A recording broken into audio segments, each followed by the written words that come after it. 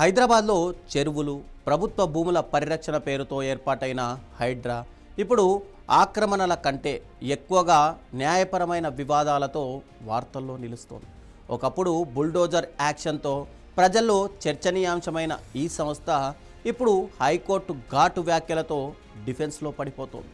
వరుసగా ముగ్గురు న్యాయమూర్తులు హైడ్రా తీరు, దాని కమిషనర్ ఏవి రంగనాథ్ వ్యవహార శైలిపైన తీవ్ర అభ్యంతరాలు వ్యక్తం చేయడం రేవంత్ ప్రభుత్వానికి కొత్త తలనొప్పిగా మారింది.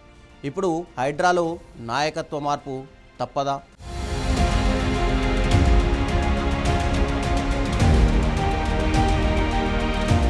హైడ్రా ఒకప్పుడు ఆక్రమణదారులకు సింహస్వప్నంగా మారిన సంస్థ. చెరువులు, నాలాలు, ప్రభుత్వ భూములను ఆక్రమించిన వారిపై బుల్డోజర్లు దూసుకెళ్లడంతో ప్రభుత్వానికి ప్రశంసలు కూడా వచ్చాయి. కానీ అదే దూకుడు ఇప్పుడు న్యాయస్థానాల్లో ప్రశ్నల వర్షం కురిపిస్తోంది. ముందస్తు నోటీసులు లేకుండా కూల్చివేతలు, కోర్టు ఆదేశాలను పట్టించుకోకుండా వ్యవహరించడం, సహజ న్యాయ సూత్రాలను ఉల్లంఘించడం వంటి అంశాలపైన హైకోర్టు తీవ్ర అసంతృప్తి వ్యక్తం చేస్తోంది.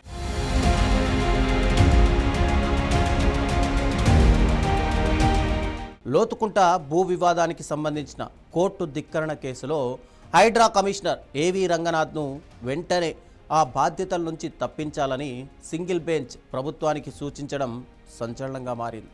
హైడ్రాను పౌరాణిక రాక్షస మృగంతో పోల్చిన న్యాయమూర్తి అధికారులు తమను తాము సూపర్ కాప్స్గా భావించకూడదని స్పష్టం చేశారు.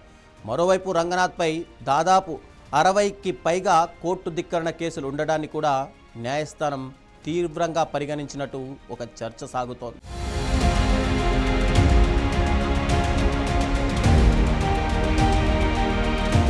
మంత్రి రేవంత్ రెడ్డి ఎంతో ప్రతిష్టాత్మకంగా తీసుకున్న హైడ్రా ఇప్పుడు ప్రభుత్వానికే ఇబ్బందికర పరిస్థితిని తీసుకొచ్చింది అనే అభిప్రాయాలు వినిపిస్తున్నాయి. ఆక్రమణల తొలగింపుపై ప్రజల్లో మద్దతున్నప్పటికీ చట్టబద్ధమైన విధానాలు పాటించకపోవడమే అసలు సమస్యగా మారిందని న్యాయవర్గాలు కూడా చెబుతున్నాయి.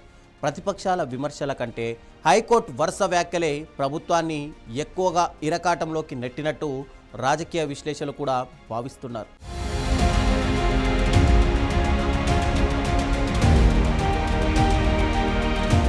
ఇప్పుడు అందరి చూపు ప్రభుత్వ నిర్ణయంపైనే ఉంది.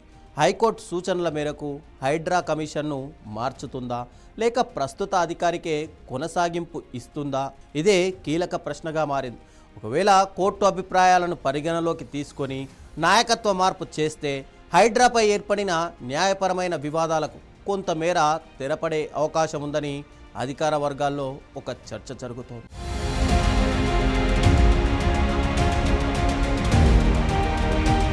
ఇక హైడ్రా లక్ష్యంగా పెద్దగా అభ్యంతరాలు లేకపోయినా దాని అమలు విధానంపైనే ఇప్పుడు అసలు వివాదం నెలకొంది. చట్టాన్ని అమలు చేసే సంస్థ అదే చట్టపరమైన ప్రశ్నలను ఎదుర్కొనాల్సి రావడం ప్రభుత్వానికి అసౌకర్యంగా మారింది.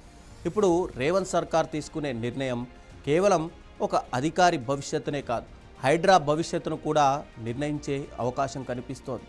హైకోర్టు వ్యాఖ్యల తర్వాత హైడ్రాలో నాయకత్వ మార్పు జరుగుతుందా, లేక ప్రభుత్వం న్యాయపరంగా మరో మార్గాన్ని ఎంచుకుంటుందా?